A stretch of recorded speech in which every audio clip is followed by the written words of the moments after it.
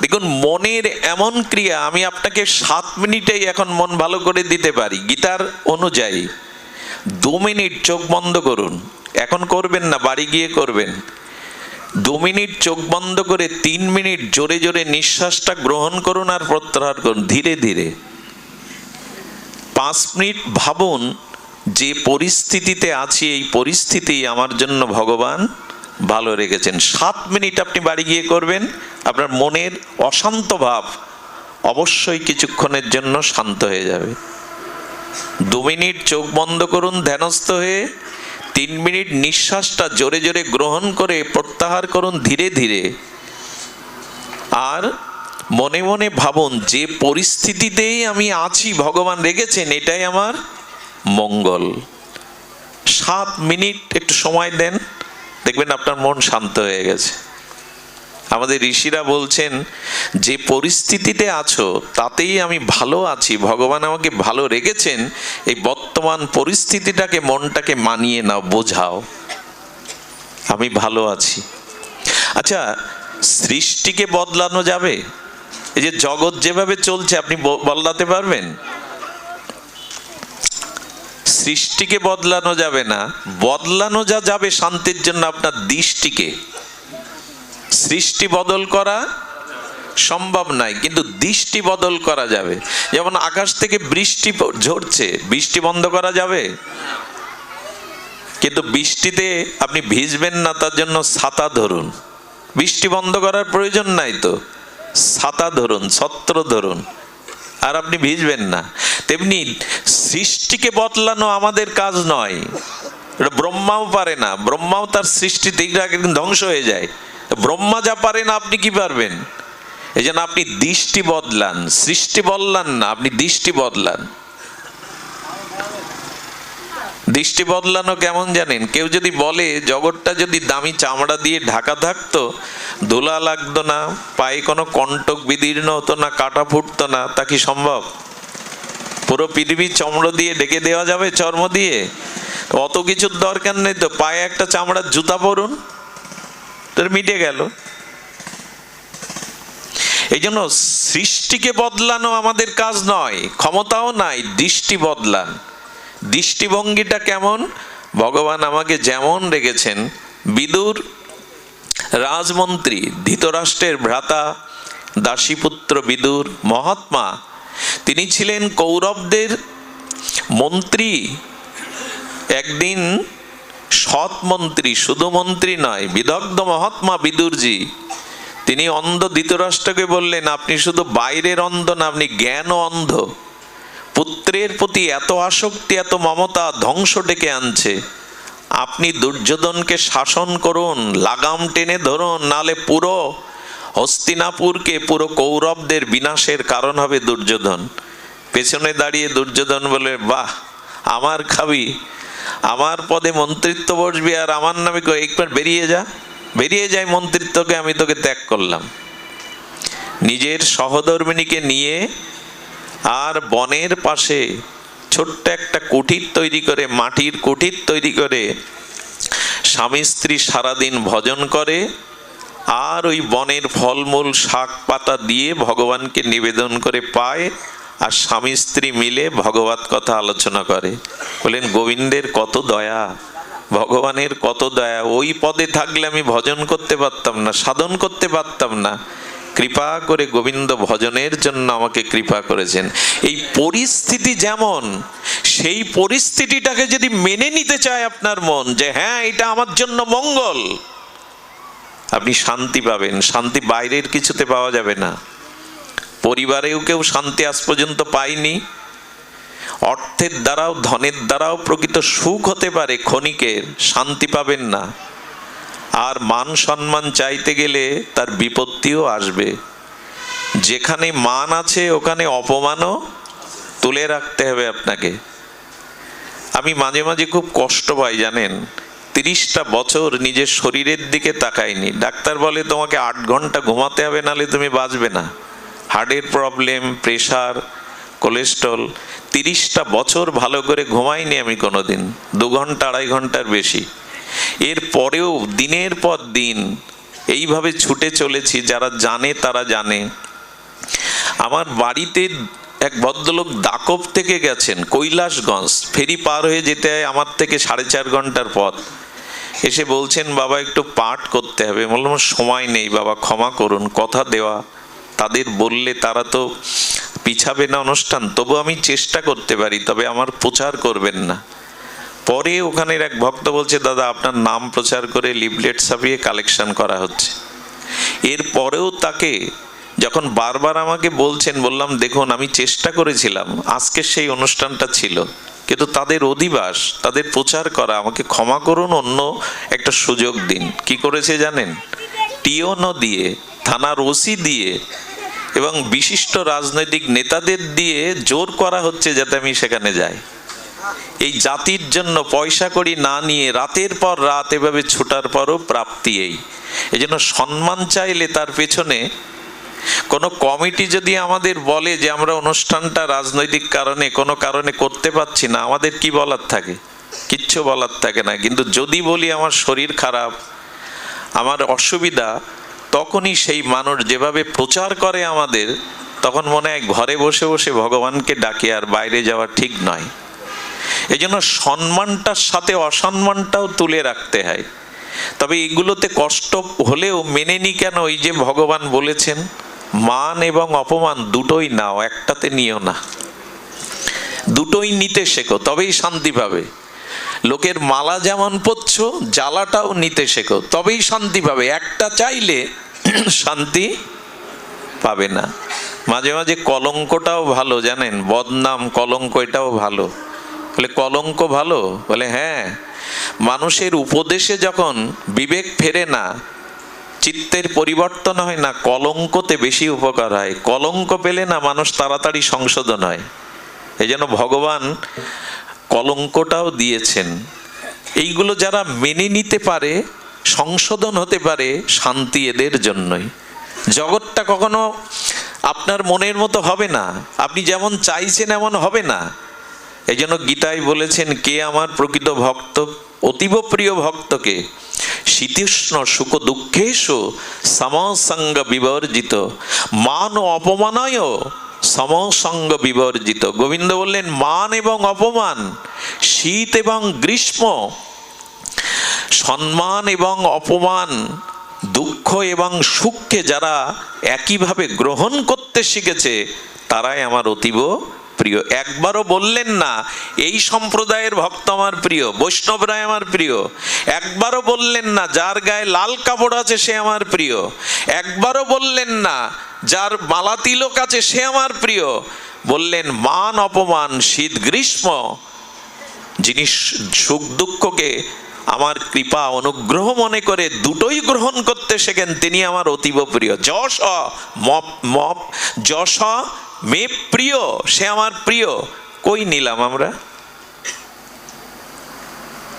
একবার তুকারামের স্ত্রী ভগবত বিরোধী, তুকারামকে উঠতে বসতে গালি দেয়। ও তো সংসারে কাজ করে না, রাম রাম করে, সাধুসঙ্গ করে। স্ত্রী রাম বিমুখ, উঠতে বসতে গালি। একদিন বসে বসে সাধু সঙ্গ করছে, রাম কথা গুণগান করছে, স্ত্রী এটো জল সেই সাধুদের আর ওর স্বামীর মাথার উপরে ওই কাঠের দোতলা থেকে ছুঁড়ে ফেলেছে, এটো জল। সাধুরা বলছে বাবা জল পড়লো। তোকারাম তো সবই জানেন, বলে বাবা আকাশে মেঘ করেছিল, একটু বিদ্যুৎ গর্জন করেছিল, এক পশলা বৃষ্টি হয়ে গেছে, এইভাবে মেনে নাও। আচ্ছা একে কে দুঃখ দেবে? ও বলছে আকাশে মেঘ করেছিল, একটু মেঘ গর্জন করেছিল, দুপশলা বৃষ্টি হয়ে গেছে। এই যদি ভাবে তো ওর স্ত্রী কি দুঃখ দেবে? একদিন তোকারামকে ডেকে এক সাধু বলছে বাবা আপনি এমন, আপনার স্ত্রী এমন, কষ্ট হয় না? বলে আমার প্রতি রামের কৃপা আছে, ওই স্ত্রী যদি আমার মনের মতো হতো, আমার আসক্তি আমার ভালোবাসা সব আমি ওকে দিয়ে বসতাম। রাম চেয়েছে ওর প্রতি না, ওই ভালোবাসা যেটা পাওনি ওটা এবার আমায় দাও, এটাই তো আমার কল্যাণ করেছে। এইভাবে ভাবলে আপনার স্ত্রী মনের মতো না, এই দুঃখ কে দেবে আপনাকে? এই জন্য যে পরিস্থিতিতে আছি সেটা ভগবানের কৃপা মনে করে যদি মেনে নিতে পারি, আপনি দিন নেবেন রাত নেবেন না হয়, আচ্ছা, আজ পর্যন্ত কাউকে বলতে শুনেছেন রাত এলো কেন? একথা কেউ প্রশ্ন করেছেন কারো কাছে, রাত তুমি আসবে কেন? করেছেন কেউ আজ পর্যন্ত প্রশ্ন? কারণ আপনি জানেন এটা স্বাভাবিক, দিনের পরে। আচ্ছা, পূর্ণিমার পরে অমাবস্যা আসবে কেন এই প্রশ্ন তোলেন? তোলেন না, কারণ এটা জগতের স্বাভাবিক ক্রিয়া, এগুলো আমাদের মেনে নিতে হবে। তেমনি সুখ দুঃখটা, মান অপমানটা স্বাভাবিক, এটা ভগবানের এই জগতের নিয়ম মনে করে মেনে নিন।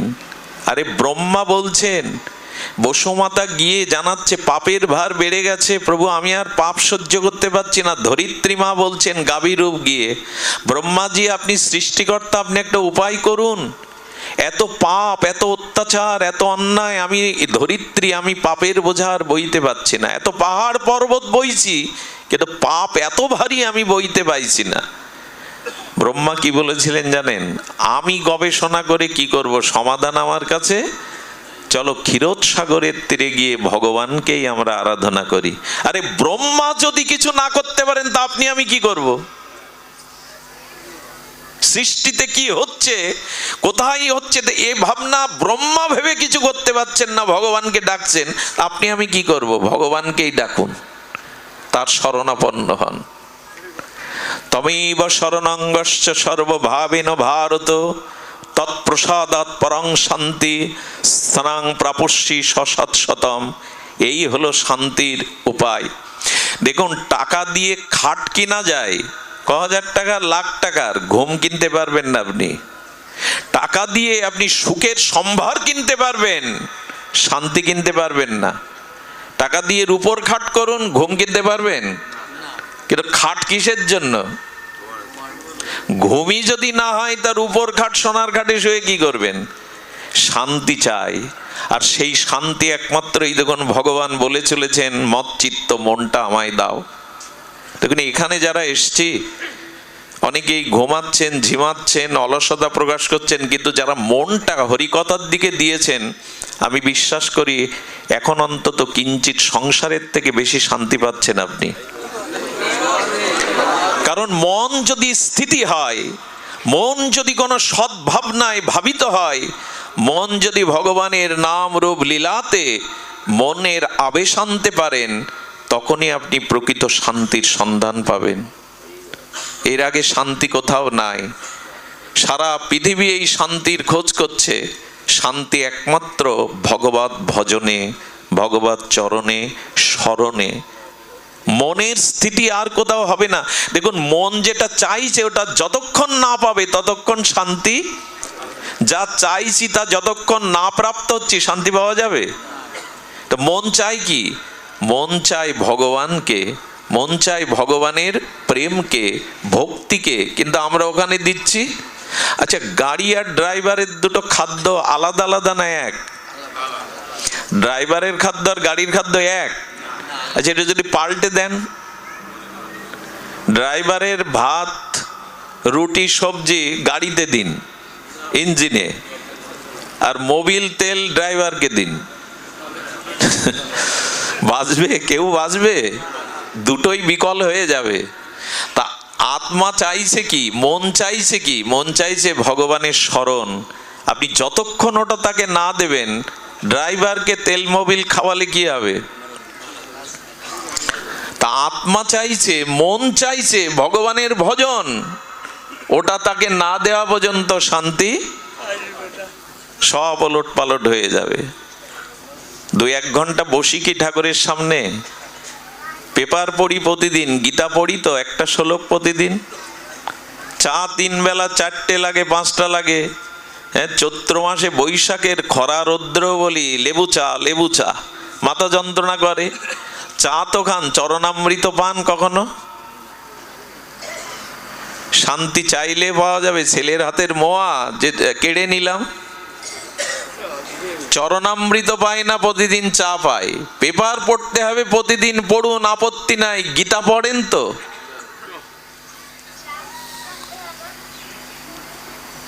সুধীবৃন্দ, এই জন্য আমাদের জীবনে টিভি, টেলিভিশন 4টে ক্ষতির কারণ। টেলিভিশনে 4টে ক্ষতির কারণ, কিন্তু তার পেছনে মানুষ ঘন্টার পর ঘন্টা সময় দেয়, অথচ 4 মালা জপ করতে 25 মিনিট 30 মিনিট লাগে, তা কেউ জপ করে না। শান্তি চাইলে পাওয়া যাবে? ভগবানকে স্মরণ করেন, মন চাইছে কি? আত্মার খাদ্য কি? আত্মার খাদ্য জগতের কিছু না, একমাত্র ভগবান নাম, ভগবত চিন্তন।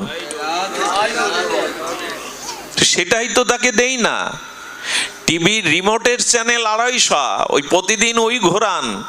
ওই ঘোরালে কি হবে জানি না, 4টে জিনিস হবে। সময়, মানুষের জীবনে সব থেকে মূল্যবান সময়, ওই সময় ব্যয় হবে। দ্বিতীয়ত চোখের দৃষ্টির ক্ষতি হবে। তৃতীয়ত অর্থ ব্যয় তো হয় কেবল লাইন নিতে গেলে। চতুর্থত চরিত্র কোথাও না কোথাও দোষ এসে যাবে। মানুষ যা দেখে তাই শেখে। আচ্ছা, কল্যাণটা কি বলুন তো? এ দেখে কল্যাণটা কি একবার আমার বলুন। কেউ সৎ হয়েছে, কেউ সাধু হয়েছে, ওই দেখে একবার প্রমাণ করুন, আমি ব্যাসপীঠ ছেড়ে দেব।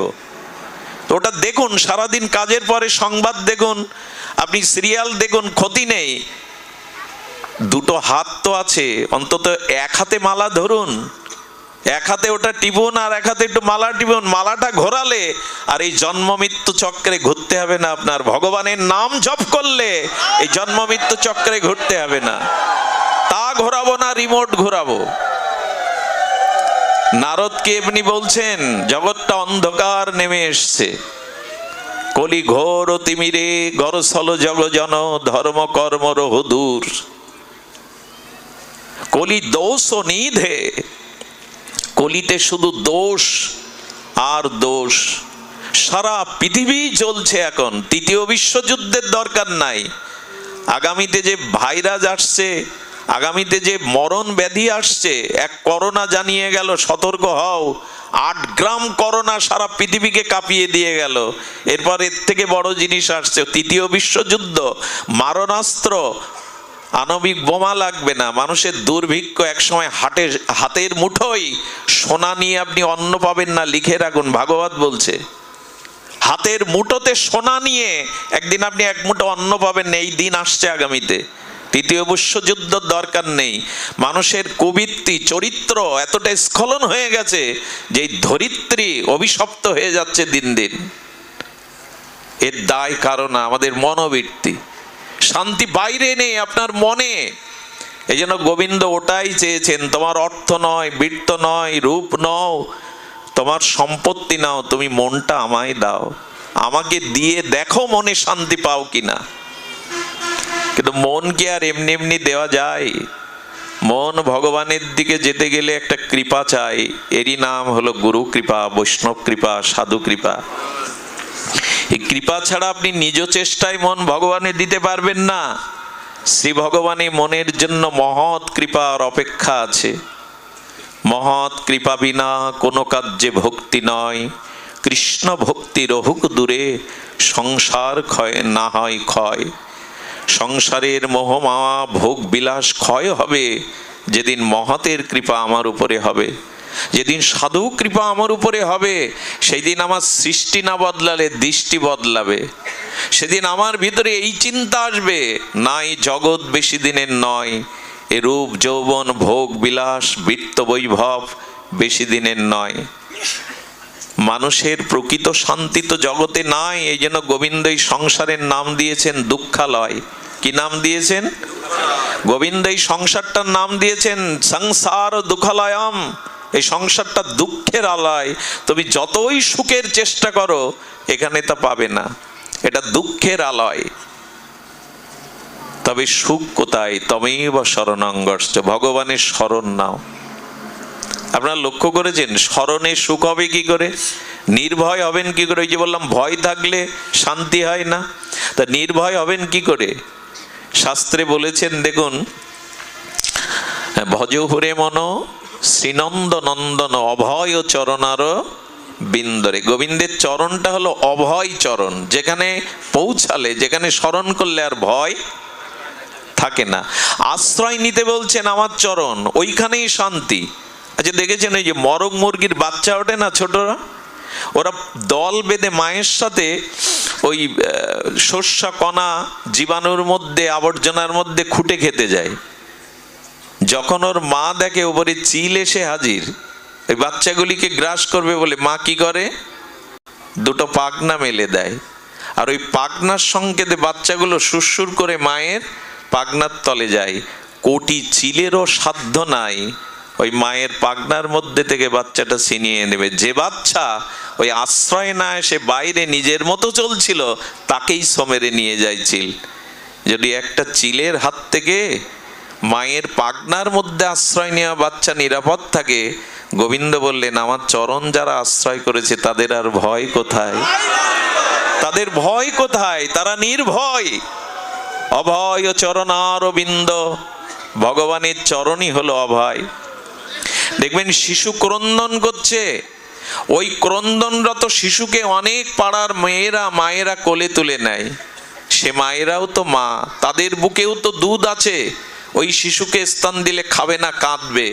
কিন্তু অন্ধকারের মধ্যে যখন নিজের গর্ভধারিণী মায়ের বুকের পরশ পায়, ম্যাজিকের মতো কান্না বন্ধ হয়ে যায়। ও আসলে নিজের মাকে খুঁজছিল, অন্য নারীও মা, কিন্তু তাদের বুকে অন্ধকারে ওই স্পর্শ পেয়ে বুঝতে পেরেছে আমার গর্ভধারিণী নয়। শিশু তখনই কান্না থামবে যখন নিজের মায়ের স্নেহবৎসল মায়ের বুকে যাবে। ঠিক ভগবানের চরণে যতদিন আমাদের মন অর্পণ না হচ্ছে, ততদিন আমাদেরও শান্তি নাই, আমাদেরও কল্যাণ নাই। এই কথাটি নিখিল শাস্ত্র বোঝাচ্ছেন। ভগবানকে মনটা দাও। মন কোথায় না কোথায় দিয়ে দিয়েছি, সংসারকে, স্ত্রী পুত্রকে, বন্ধু বান্ধবকে, রূপ যৌবনকে, সম্মানকে, কত জায়গায় দিয়েছি, শুধু দেয়া হয়নি তোমায়। আমাদের একবারও ব্যথা হয় না, যিনি দিলেন তাকে দিলাম না মনটা, তাকে ঘরে আনা হয়নি, হৃদয় ঘরে তাকে তোলা হয়নি। এই ব্যথাটা আমাদের জাগা দরকার। যার মন তাকে দিলাম না। আর আমি বহুবার এ আলোচনা করেছি, মন যদি ভগবানকে না দেন সাধুগুরুর কৃপায়, মহতের কৃপায়, সাধু সঙ্গের মহিমায়, তবে আপনার জন্য একটা দুঃসংবাদ অপেক্ষা করছে। মন যদি ভগবানকে, কৃষ্ণকে না দেন, এই কথাটি আপনাদের খুব ধ্যান দিয়ে শুনতে হবে। ব্রহ্মা বলছেন, স্বয়ং বেদ বক্তা, আদিগুরু, জগৎ স্রষ্টা, সনক পিতা ব্রহ্মার কথা। এ কথা যে কত কোটিবার আলোচনা করেছি, কতবার আস্বাদন করেছি, তবু পিপাসা মেটে না। পিপাসা শান্তি নয়, বাড়ে নিরন্তর। ব্রহ্মা বলছেন, তাবদ গ্রেদাস্তেনা কারা গৃহম গৃহম তাবন মোহনীগড় যাবৎ কৃষ্ণ নতে জনা। আহা, ব্রহ্মা বলছেন তাবদ্রস্তেনা কারা গৃহম গৃহম তাবন্ন মোহনীগড় যাবৎ কৃষ্ণ নতে জনা। আহা, ব্রহ্মস্তুতির এক বিশেষ এই শ্লোকটি। বলেন, যতক্ষণ জীব তার মন তোমার চরণে অর্পণ না করবে, যাবৎ কৃষ্ণ নতে জনা, যতদিন জীব তোমার চরণে তার মনটাকে অর্পণ না করবে, যদি না করি, ব্রহ্মা বলছেন তাবদ গ্রেদাহেস্তে না কারা গৃহম গিরম। ব্রহ্মা বলছেন, গোবিন্দ, মন যদি তোমাতে অর্পণ না করে, তবে তার গৃহ হবে কারাগার। ব্রহ্মা বাক্য, তার সংসার হবে কারাগার। হয়েছেও তাই। আমাদের বাড়িতে মানুষ আসে শান্তির আশায়, কিন্তু ওইখানে কারাগারে টিভি আছে। কারাগারের এখন নাম বদল হয়েছে, সংশোধনাগার। ওখানে টিভি আছে, দুতলা আছে, ওখানে তাস খেলতে পারেন, ফুটবল খেলতে পারেন, কাজ না করেও 3 বেলা খেতে দেবে। এখন 3 বেলাই খেতে দেয়। ওখানে শান্তি পায় মানুষ, বাড়ি কুড়ে ঘরে শান্তি পায়। এখন আমাদের ঘরগুলো কৃষ্ণকে মন না দিয়ে, ভগবানকে প্রাণ না দিয়ে, ব্রহ্মা বলছেন ঘরগুলো হয়েছে কারাগার। আর কারাগারে দাগি আসামিদের হাতে পায়ে কি থাকে? বেড়ি থাকে, ডান্ডা বেড়ি থাকে। বলছেন, তোমাতে মন যদি কৃষ্ণ না দেয়, তবে সংসারে সেই ব্যক্তির হাতে পায়ে, ওর তো হাতে পায়ে আর এর 5-7 জায়গায় মোহ দিয়ে বাঁধা থাকবে। মোহ, মায়া, ডান্ডা বেড়ি। যদি বলেন তা তো দেখি না, দেখতে পাই না, তো কালকে সিদ্ধান্ত নিন যে আগামী সপ্তাহে বৃন্দাবন যাবেন, তখন দেখবেন ডান্ডা বেড়ি কতটা পড়ে। স্ত্রী বলবে, আমাকে এই অবস্থায় ফেলে তোমার একা যাওয়া হবে না। হ্যাঁ, ছেলে বলবে আমার ছেলের পরীক্ষা, আমি তাকে অফিসে, ওকে কে দেখবে? এই ডান্ডা বেড়ি তখন বুঝতে পারবেন কটা। আর ও কাটা সহজ না, লোহার ডান্ডা কাটা যায়, কিন্তু সংসারের মোহমায়া। বাবা কালকে পাঠ হলো পুরানো বক্সেতপুর, আসতে পারেননি না, কাজ ছিল খুব, সমস্যা ছিল খুব, এই ডান্ডা বেড়ি কম। এই জন্য বললেন তাবদ গৃহে ধাস্তে না কারা গৃহম গৃহম তাবন মোহনী গড় যাবৎ কৃষ্ণ নতে জনা। হাতে পায়ে ডান্ডা বেড়ি, ভগবানের কাছে যাওয়ার সময় নেই আমাদের, ডান্ডা বেড়িতে বাধা। আর কি এই কথাটি এত দার্শনিক বিচার করেছেন ব্রহ্মা, বলেন মন যদি ভগবানকে না অর্পণ করা হয় সেই মন স্তেনা, চোর হয়ে যায়। কি হয়ে যায়? আশ্চর্য কথা বলেছেন ব্রহ্মা, মন ভগবানকে না দিলে সেই মন কি হয়? চোর হয়। চোরের শান্তি হয়? দেখুন, চোরের বাড়ি, পাকা বাড়ি আছে, দালান, চোরের স্ত্রীও সুন্দরী হয়, কারো কারো হয়, আবার চোরেরও টাকা পয়সা ব্যাংক ব্যালেন্স আছে। আর সাধুর বাড়িও এই তিনটে আছে, সুন্দরী স্ত্রী, দালান বাড়ি, টাকা পয়সা। তাহলে সাধু আর চোরে পার্থক্য কি? হলো পার্থক্য একটাই, চোর শান্তি পায় না বাড়ি থেকে, কিন্তু সাধু শান্তি পায়, কারণ তার মন চোর নয়। চোর কি করে? আপনার আমার ঘরে যেন না ওঠে চোর, কিন্তু যদি কখনো ওঠে কি করে জানেন? মূল্যবান জিনিসগুলো চুরি করে, আর সমস্ত আলমারি, খাট, বিছানা সবকিছু এলোথেলো করে অগোছালো করে যায়। এটা তো চোরের ধর্ম। মূল্যবান জিনিস নিল আর ভেঙে চুরে সব আবর্জনা ভরিয়ে গেল। ব্রহ্মা বললেন, হে ভগবান, তোমাতে যখন মন কেউ না দেয়, তার মনটা চোর হয়ে কি করে জানো? হৃদয়ের মধ্যে যত সদ্গুণ ছিল, ক্ষমা, দয়া, করুণা, এইগুলো হরণ করে নেয়, নিয়ে ওখানে হিংসা, বিদ্বেষ, এই অবগুণগুলো, আবর্জনাগুলো ঢুকিয়ে দেয়।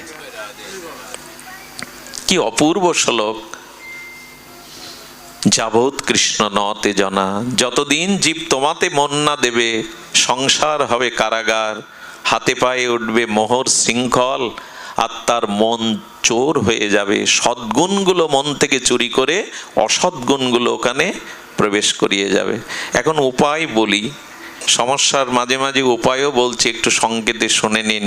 গোবিন্দ সেটিই বলছেন, তমেব শরণাঙ্গস্য সর্বভাবেন ভারত, আমার কৃপাতেই শান্তি পাবে, তৎপ্রসাদাৎ পরাং শান্তে স্থানাং প্রাপস্যি সশতম। অপূর্ব। ভগবান বলছেন ইহকালে শুধু শান্তি না, মৃত্যুর পরেও তোমাকে নরক যন্ত্রণা, কর্মফল ভোগ করতে হবে না। আমি পরকালেই আমার নিত্য 700 গোলক বৃন্দাবনে তোমাকে নিয়ে যাব। ইহকালেও যেমন তোমাকে আমি শান্তি দেব, পরকালেও তোমাকে আমি শান্তি দেব। সুধীবৃন্দ, এই জন্য ভগবানের শরণ গ্রহণ করা। যত কথা বলছি, আচ্ছা, সমগ্র নিখিল শাস্ত্রের বিধি আর নিষেধের রাজা কোনটা? সব শাস্ত্র এক জায়গায় করলেন, বেদ, বেদান্ত, উপনিষদ, ভাগবত, এর সার একটা বিধি, একটা নিষেধ, উপদেশ কেবল দুটো। সার উপদেশ কোনটা? স্মতব্য সততং বিষ্ণু।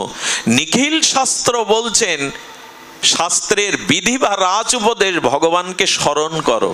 আর নিষেধ কোনটা? কখনো ভগবানকে ভুলে যেও না। এই হলো বিধির রাজা আর নিষেধের।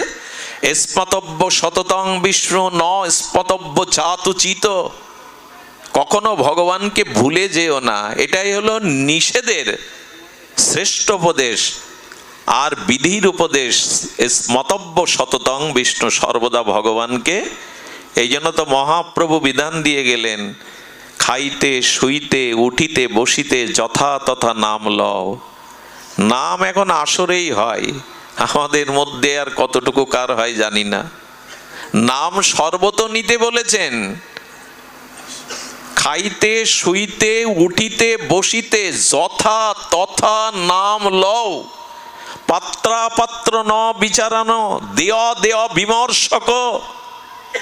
মহাপ্রভু বলছেন, আমি এবার বিচার করব না, সবাইকে এই নামের মধ্যে ব্রজপ্রেম দিয়ে গেলাম। এটাকে স্মরণ করো, নাম স্মরণ করো। ভগবানের দিব্য নাম, তার লীলা, মনে স্মরণ করো।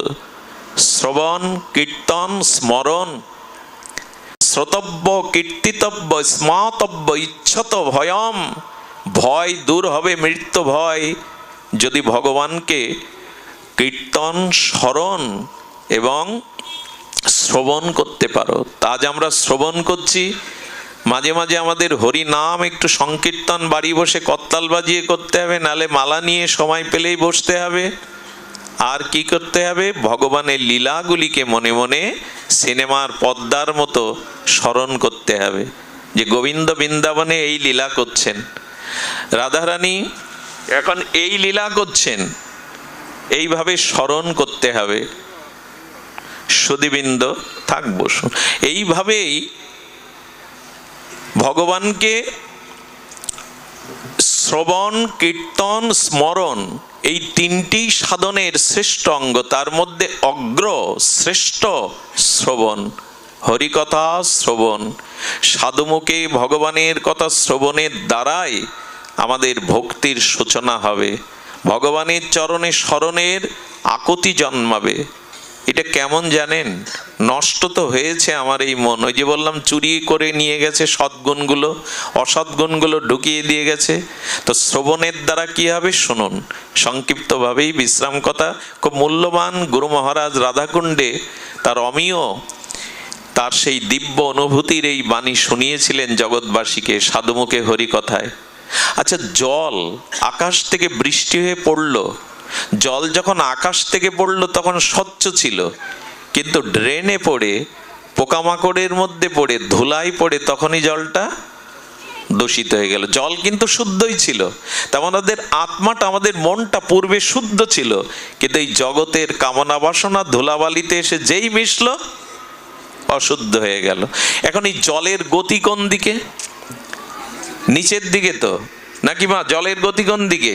নিম্নগামী।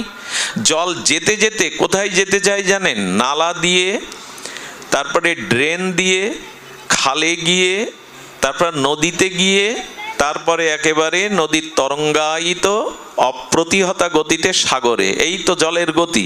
আবার সাগর মেঘকে দিয়ে দিল, এই তো জলের গতি প্রকৃতি। কিন্তু জলটা ড্রেনের মধ্যে যেতে গিয়ে ড্রেনের একটা ক্ষত হয়ে গেছে, গর্ত হয়ে গেছে, ওই গর্তে আটকে গেল। গর্তে যখন আটকে গেল তখন জলের স্রোত আর রইল না। আচ্ছা, গর্তে আটকানো জল 1-2 মাস পরে কি হয়? ধুলো এসে পড়ে, তাই না? আবর্জনা এসে পড়ে, আকাশ থেকে গাছের পাতা পড়ে, তাতেও দূষণ হয়ে যায়। পবিত্র থাকে কি?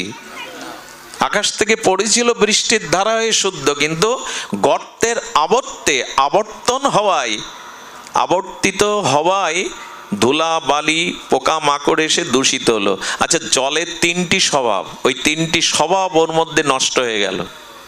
জলের 3টি স্বভাব কি? স্নান, ওই জলের স্নান করা যাবে পোকামাকড় জলে? আর জলের আরেকটি স্বভাব হলো পান, অর্থাৎ জলে পান করতে হয়, তৃষ্ণা নিবায়। আর জলে নিজের দেহটাকে শুদ্ধ করতে হয়। এই 3টে গুণ ওর মধ্যে থাকলো, কিন্তু একদিন ছিল কি না? ছিল, আজকে আর নাই। ঠিক আমাদের দশাও তাই। আমাদের আত্মাটা শুদ্ধ ছিল একদিন, যখন কামনা বাসনা ছিল না, কিন্তু যেই কামনা বাসনার সংসার গর্তে আটকে গেলাম ভোগ বাসনায়, সেই ওই পোকামাকড় দূষিত হয়ে গেল। কিন্তু জলের মধ্যে ওই 3টে ধর্ম এখনো আছে। ওই জল স্নান করাও যাবে, পান করাও যাবে, ওই জল স্নান করাও যাবে, পান করাও যাবে। ওই জলের 3টি শুদ্ধতা তখনও আছে, স্নান পান সবই আছে। কি করে জানেন? ওই জলটা পোকামাকড় হয়ে দূষিত হয়ে আটকে আছে। হঠাৎ বৃষ্টি এলো, আর প্রবল আকাশ বন্যার মতো বৃষ্টি এসে বৃষ্টির জলধারা ড্রেনে গিয়ে পড়লো, ক্ষিপ্র গতিতে জলের স্রোত ড্রেনে গিয়ে পড়লো। তখন ওই জলে কি হয়? ওই স্রোত ওই জলের, ওই গর্তের মধ্যে যে দূষিত জলগুলো উঠিয়ে নিয়ে ভাসতে থাকে, থাকে কি না? বৃষ্টির স্রোতের জল যখন ওই গর্তের আবর্তে গিয়ে ওই জলটাকে তুলে নেয়, স্রোত বইছে, ওই স্রোতে তুলে নিয়ে ছুটতে লাগলো, ছুটে নদীতে পড়লো, নদী থেকে গঙ্গায়, গঙ্গা থেকে সাগরে। যখন গঙ্গায় পড়লো, সাগরে গেল, তখন স্নান করা যাবে কিনা? তখন গঙ্গার জল পান করা যাবে কিনা, স্নান করে শুদ্ধ হওয়া যাবে কিনা? সব পোকামাকড় চলে গিয়ে গঙ্গায় পড়ে শুদ্ধ হলো। ঠিক এই কথাটি, ভগবানকে অনেক জন্ম ভজন করিনি, এ মনে ভগবানের স্থান অনেক জন্মই দেয়নি, এই মনে ভগবানের স্মরণ মনন করিনি, তাই কামনা বাসনায় জলটা দূষিত হয়ে আবর্ত হয়ে আছে। এখন যেখানে সাধু সঙ্গের মেঘ হবে, কিসের মেঘ? সাধু সঙ্গের মেঘ। ওই সাধু সঙ্গের মেঘ হতে আর মেঘরূপ বক্তার মুখ দিয়ে যখন হরিকথার অমৃত বৃষ্টি হবে, আর সেই হরিকথারূপ বৃষ্টি আমাদের কানে গিয়ে হৃদয়ে ঢুকবে, তখন হৃদয়ের গতি আবার ভগবানের দিকে ছুটিয়ে নিয়ে যাবে। কান দিয়ে হরিকথা শ্রবণ করলেন তো মনে হরিকথা প্রবেশ করলো, আর হরিকথা হৃদয়ে গিয়ে মনের গতি ভগবানের দিকে ছুটালো। এখন যেমন আপনাদের মনের গতি ভগবানের দিকে শ্রবণ করতে হবে, সাধুমুখে হরিকথা শ্রবণ করতে হবে। এটাই চিত্ত শুদ্ধি করার একমাত্র উপায়। আমি খুব গর্ব করে বলতে পারি, এটা আমার দেখা, আমার জীবনে উপলব্ধি করা, রাধা কুণ্ডে নবদ্বীপে ভাগবত কথা যেখানে হয় সেখানের মতো পরিবেশ অন্য কোনো অনুষ্ঠানে আপনি পাবেন না। এরকম পরিবেশ আপনি চাইলেই গড়তে পারবেন না। কারণ হরিকথা শ্রবণী জীবের সংসার ক্ষয় আর ভগবানের ভক্তির উপচয়ের একমাত্র প্রধান কারণ। আপনি হরিকথা সাধুসঙ্গ ব্যতীত অন্য কোনো সাধনার দ্বারা ভগবত কৃপা লাভে সমর্থ হবেন না। এই জন্য আগে শ্রবণ। কোথায় যাবেন সে জিনিসটাকে জানবেন না, কোথায় আপনার গন্তব্য সেটা না জানলে পথে উঠুন আপনি। আচ্ছা, পথে কেউ চলছে, যদি জিজ্ঞাসা করেন কোথায় যাবেন, তো জানি না, তাকে কি বলবেন? যদি বলে কোথায় যাব জানি না, কি বলবেন তাকে? ভবঘুরে বলবেন কি না? তো ভগবত একমাত্র জানিয়ে দেয় তোমার গন্তব্য কোথায়, তোমাকে কোথায় যেতে হবে। সেটা না জানলে পৌঁছাবেন কি করে? এই জন্য হরিকথা শ্রবণ করতে হবে। তবে ধন্য আপনারা, আমার এলাকার মানুষ বলে বিল্লমঙ্গল এইখানে বসবাস ছেড়ে ওই দিকে গিয়ে বাস করো। ওরা মনে হয় মোবাইলে দেখে যে এই যে ভাঙা, মকসেদপুর, টেকেরহাট এসব দেখে, দেখে বলে ওইখানে তোমার কথা শুনতে এত ভক্তরা আসে। ওরা আমাকে আমার স্বরূপ বুঝতে পারেনি, বুঝলে তাড়িয়ে দিত। তো এই জন্য হয়তো আসে। বলে না দাদা, আমাদের এদিকেও ভক্ত হয়, কিন্তু ওরা হরিকথা এরকম নীরবে শ্রবণ করে। আমার মনে হয় আপনাদের এই বৃহত্তর অঞ্চলে কোনো মহামানবের কৃপা আছে। হরিকথাতে যেখানে রুচি আছে জানবেন, সেখানে ভগবত ভক্তি হবেই হবে, সেখানে কল্যাণ হবেই হবে। এই জন্য ভাগবত কথা প্রয়োজন। হরিকথা ছাড়া চিত্ত শুদ্ধির অন্য কোনো উপায় নেই। শ্রবণ। এরপরে বললেন কীর্তন। এই কীর্তনাঙ্গ ভজনই এই ঘোর কলিকালে অন্ধকারে একমাত্র আলো। মহাপ্রভু বলেছেন নাস্তেব্য নাস্তেব্য নাস্তেব্য গতির অন্যথা। একেবারে তিনবার কড়াল করে বললেন, প্রতিজ্ঞা করে বললেন, হরি কথা আর হরিনাম বিনা এই যুগে আর কোনো উপায় নাই। এই জন্য দয়া করে একটু নাম জপ, একটু কীর্তন আদি করুন। জপ করলে নিজের কল্যাণ হয়, আর উচ্চেশ্বরে কীর্তন করলে জগৎ জীবের, লতা পাতা পশু পাখির কল্যাণ হয়। এই নামের এত মহিমা মহাপ্রভু ঢেলে দিয়েছেন। ব্রজ প্রেম, গোলকের প্রেমধন, হরিনাম সংকীর্তন, রতিনা জন্মিল কেনে, ঢেলে দিয়েছেন রাধা প্রেম, ব্রজ প্রেম, অথচ আমাদের রতি হলো না।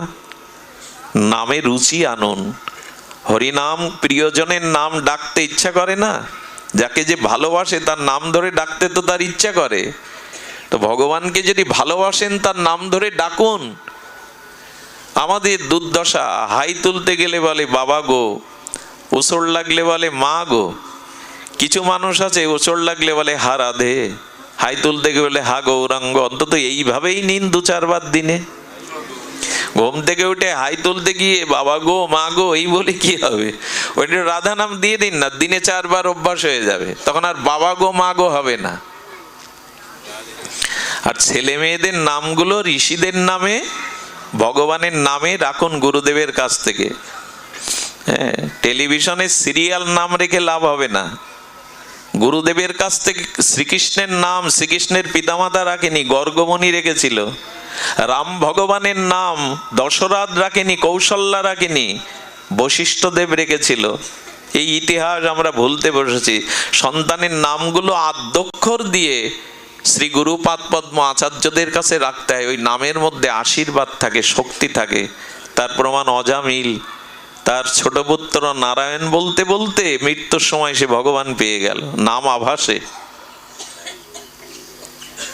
এই জন্য নামকরণটাও আমাদের সংস্কার। সনাতন ধর্ম বৈদিক সভ্যতায় সন্তানদের নামকরণটাও সংস্কার। সুধীবৃন্দ, এই জন্য কীর্তন করুন। কীর্তনের সিদ্ধ গৌর কিশোর দাস বাবাজি মহারাজ, এই সিদ্ধ মহাত্মা ভিড় লেগে যেত, প্রণাম করতে আসতো। বললো সম্মান কি ধুয়ে খাবো?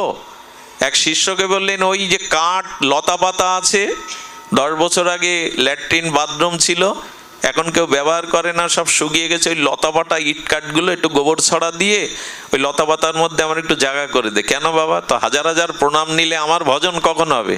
এসব তাল থাক, ওখানে জায়গা করে দে। দেখুন, এরা সম্মানকে ভয় পায়। সম্মান নিয়ে ধুয়ে খাবো? আমার ভজন হচ্ছে না, লোকের হাজার হাজার লোকের প্রণাম দেখতে, ওখানে জায়গা করে দে। ওইখানে বসে বসে বাবাজি সারাদিন নাম করতেন। লোক আসলে বলতেন কোথায় জানি না, ভিড় কমে গেল। তো একদিন ওনার শিষ্য ওই জায়গাটা প্রণাম করতে গেছে। তাহলে বাবা এখানে সিদ্ধ বাবা নাম করতেন, আমি একটু বসে কিছুক্ষণ নাম করি না। উনি এই ভেবে ওখানে বসে চোখ বন্ধ করে যেই নাম করতে যাবেন, দেখছি 4-5 দিক দিয়ে নাম ধ্বনি হচ্ছে মধুর কণ্ঠে। এখানে তো কেউ নেই, নাম কে বলছে? উনি আবার চোখ বন্ধ করে আবার শব্দ শুনছেন নামে, দিব্য ওনার কানে দিব্য নামও ধ্বনিত হচ্ছে। চারিদিকে তাকিয়ে দেখে কেউ তো নেই। হঠাৎ লক্ষ্য করলেন চোখ খোলা রেখে, সিদ্ধ নামনিষ্ঠ মহাপুরুষ ওখানে বসে জপ করেছে বিদায় ওনার দিব্য স্পর্শে ওখানে ইটগুলো কাঠগুলো থেকে নাম ভেসে আসছে। হরে কৃষ্ণ হরে কৃষ্ণ। কাঠগুলো থেকে নাম ভেসে আসছে। যদি বলেন এর যুক্তি কি, তবে শুনুন, একটা চুম্বকে লোহাটা বারবার ছোঁয়াবেন, বারবার চুম্বকে লোহা ছোঁয়ালে দেখবেন কিছুক্ষণের জন্য লোহার মধ্যে চুম্বকের ধর্ম এসে প্রবেশ করে। তেমনি নাম নিতে নিতে জড়বস্তুও। উনি জাগাকে প্রণাম করে বললেন, নামের মহিমা এমন। আমার পরমাধ্য শ্রী গুরুদেব, জগতে এমন পরম গুরুদেবকে পেয়েছিলাম, কিন্তু তার অযোগ্য আমি। রাধাকুণ্ডে 36 বছরের ভূতপূর্ব মহন্ত মহারাজ, আমাদের রঘুনাথ দাস গোস্বামী গদ্দির ভূতপূর্ব মহন্ত মহারাজ, অশেষ শাস্ত্র নিষ্ণাত পণ্ডিত প্রবর, রাধারানীর কিঙ্করী। সারাটি জীবন তিনি গ্রন্থ চয়নে হরিকথা প্লাবন বইয়ে দিয়েছেন বৃন্দাবনে রাধাকুণ্ডে। পরমারাধ্য শ্রী গুরুদেব শ্রী অনন্ত দাস বাবাজি মহারাজ, উনি ঘরে বসে বসে নাম করছেন। আপনারা জানেন এখন 84 ক্রোশ ব্রহ্মণ্ডলে বর্ষণার মধ্যে সারা ভারত যাকে শ্রদ্ধা করে সাধু সন্ত, তিনি শ্রদ্ধেয় বিনোদ বাবাজি মহারাজ রাধাকুণ্ডের। কত মন্ত্রীরা গিয়ে ওনার চরণের ধুলা নেওয়ার জন্য বসে পড়েন। সেই বিনোদ বাবা গুরু মহারাজকে প্রণাম করতে গেছেন ব্রজানন্দ ঘেরায়। গিয়ে দেখছেন বাবার পুরো ঘরটা দেয়াল ফেটে ইট কাঠ থেকে নাম আসছে। উনি বললেন, এটা আমার কল্পনা না, আমি কান পেতে স্পর্শ করে শুনলাম। উনি নাম করছে দেখে পুরো ঘরের ইট কাঠ নাম বলছে। এইগুলো নামের মহিমা। উচ্চস্বরে নাম সংকীর্তনে পর উপকার করে। হরিদাস ঠাকুর 3 লক্ষ নামের মধ্যে 1 লক্ষ নাম উচ্চস্বরে করতেন। বলে কেন? বলে গাছপালা কীট পতঙ্গ ওদের কাছে এই নামের ধ্বনি গেলে ওরা উদ্ধার হয়ে গোবিন্দ চরণ পাবে। এই জন্য উচ্চস্বরে 1 লক্ষ নাম করতেন উনি। আপনি জপিলে নাম আপনি সে তরে, উচ্চ সংকীর্তনে পর উপকার করে। অন্যের কল্যাণ এই নামের ধ্বনি যতদূর যায়। এই জন্য যে গৃহে সদাচার সম্পন্ন হয়ে ভগবানের অষ্টাবিগ্রহের সামনে কাঁসা করতাল খোল বাজিয়ে ঝামর বাজিয়ে যারা হরিনাম করে, ওখানে রোগ শোক অভিশাপ প্রবেশ করতে পারে না। কিন্তু ঘরে ঘরে হরিনাম আজ কই? ঘরে ঘরে আজ ভগবানের দিব্য নাম কই? সকাল সন্ধ্যা ওখানে অভিশাপ ঢুকতে পারে। নাম যত দূর যায় অমঙ্গল তত দূরে দূরে পালায়। আগেকার দিনে এত ঔষধ, এত ডাক্তার, এত আধুনিক চিকিৎসা ব্যবস্থা আসেনি। তখন নাকি গ্রামে ডায়রিয়া হলে, মহামারী হলে হরিনাম করতো সবাই মিলে, আর এই হরিনামের ধ্বনিতে রোগ শোক পালাতো। এটা মিথ্যা নয়, এটা মিথ্যা নয়। এই জন্য ভগবানের নামটা নিতে শুরু করুন। আর এই নাম এখন কীর্তন করলে এর পরম কল্যাণ কি জানেন? যদি মৃত্যুর সময় নামটা মনে এসে যায়, যদি শেষ সময় নামটা মনে এসে যায়, তবে আপনি পার হয়ে গেলেন, আর আশা লাগবে না এপারে। এই জন্য ভগবানের নাম আজ নিতে থাকুন। মৃত্যুর সময় কর্ণের শ্রবণ ক্ষমতা, দর্শন ক্ষমতা, গলার বলার ক্ষমতা নষ্ট হয়ে যায়। ধীরে ধীরে জীবনী শক্তিগুলো বিলুপ্ত হতে থাকে। মাইক বাজালে ওই দিন কানে আপনার নাম যাবে না। আপনি হাজার চেষ্টা করেও কণ্ঠে সাধনা না থাকলে, অভ্যাস না থাকলে মৃত্যুর সময় বলতে পারবেন না। এই জন্য আজ অভ্যাস করুন যাতে মৃত্যুর সময় তার দিব্য নাম ধ্বনিত হয়। সুধীবৃন্দ, এই জন্য কীর্তনাঙ্গ এই ভজন মহাপ্রভু দিয়েছেন। আরেকটি দিয়েছেন, যদি নাম করতে করতে ভগবানের লীলা স্মরণ করতে পারেন। এই লীলা স্মরণই হলো স্মরণাঙ্গ সাধন, যেটা মহাপ্রভু দিয়ে গেছেন। এই লীলা স্মরণ, ভগবানের কোন সময়ে কোন লীলা শ্রীধাম বৃন্দাবনে নবদ্বীপে শ্রী গৌর সুন্দর কখন কি লীলা করছেন, এই লীলা যদি মনে মনে স্মরণ করতে পারেন, সেই লীলাগুলি কেমন জানেন? ছোট্ট একটা দৃষ্টান্ত দিয়েই পাঠ বিশ্রাম। শ্রীনিবাস আচার্য, ইনি মহাপ্রভুর দ্বিতীয় আবেশ কলেবর। উনি একবার ধ্যানে বসেছেন ঘরে, খুব ধ্যান দিয়ে শুনুন, এটা আমার বিশ্রাম কথা, স্মরণটা কেমন। উনি মনে মনে গুরু প্রদত্ত মঞ্জুরি স্বরূপে ওনার গুরু মঞ্জুরির সাথে রাধারানী সখীদের নিয়ে যমুনায় জলকেলি করছেন, স্নান করছেন। আর করতে করতে উনি গুরু মঞ্জুরি, ওখানে পুরুষের অধিকার নাই, গুরু মঞ্জুরির পেছনে সেই একাদশ ভাবাত্মক সেই মঞ্জুরি যেটা গুরুদেব দিয়ে দেয়, আমি সবাইকে কথা বোঝাতে পারবো না। এই যে তুলসী বন্দনায় গাই না আমরা, এই নিবেদন ধরো সখীর অনুগত করস, সখার না সখীর অনুগত, এই মনের অভিলাষ বিলাস কুঞ্জে, এই ভজন হলো সেই ভজন। পুরুষ দেহে ভজন হয় না, একটা জিনিস জেনে যান। ভজন করতে গেলে নারী দেহ লাগবে, তবে এই মায়েদের যে নারী দেহ তা না, রাধারানীর দাসী, রাধারানীর কিঙ্করী। ওইখানে দিব্য দেহ গুরুদেব দিয়ে দেবে। তোমার বয়সেই, তোমার পোশাকেই, তোমার সেবায়েই, তুমি মালা গেতে যুগলের গলে পরাবে, অর্থাৎ বিজন সেবা করবে, সেবা দিয়ে দেয় গুরুদেব। তো উনি কি করেছেন? গুরু মঞ্জুরির সাথে রাধারানীর জলকেলি দেখছেন। দেখতে দেখতে রাধারানীর নাকের মানে কর্ণের দুলটা হারিয়ে গেছে। খুব ধ্যান দিয়ে শুনুন। আচ্ছা, কর্ণের দোল হারিয়ে গেছে কোথায়? যমুনায় না মনে মনে স্মরণ করছেন? মনে মনে স্মরণ করতে করতে দেখছেন যে রাধারানীর কর্ণের দুল হারিয়ে গেছে। রাধারানীর কর্ণের দুল কি একটা? কিন্তু ওই দুল শ্যামসুন্দর দেখে বড় আনন্দ পান। তাই রাধারানী সখীদের বলছেন, আমার দুল খুঁজে দে। আর এই দুল খোঁজার জন্য 3 দিন ধ্যানস্থ হয়ে ওই সখী রূপে বৃন্দাবনের যমুনায় 3 দিন ধরে দুল খুঁজে বেড়াচ্ছেন। আর 3 দিন তিনি ধ্যানমগ্ন। শিষ্যরা নাসিকার কাছে হাত দিয়ে দেখেন নিঃশ্বাস আর, বলে পরম আরাধ্য আচার্য কি দেহ রাখলো? আসলে এই দেহে না। যদি বলেন এর কি বোঝাচ্ছ পাগলের মতো, এই দেহ না তো ওখানে কোন দেহ গেছে? আচ্ছা, আপনি এখানে বসে আপনার বাড়িতে চলে যান, যে ঘরে আপনি থাকেন, আপনার ঘরটার সব জিনিস কোথায় কি আছে এখানে বসে দেখতে পাবেন কিনা? ওই শরীরটা কোন শরীর যেটা এখন বাড়ি চলে গেল? এটা মানস শরীর। আচ্ছা, আপনি শুয়ে আছেন খাটে, স্বপ্নের মধ্যে আকাশে চড়ছেন, সমুদ্রে সাঁতার কাটছেন, ওই শরীরটা কোন শরীর? আমাদের যে মানস শরীর 3 প্রকার।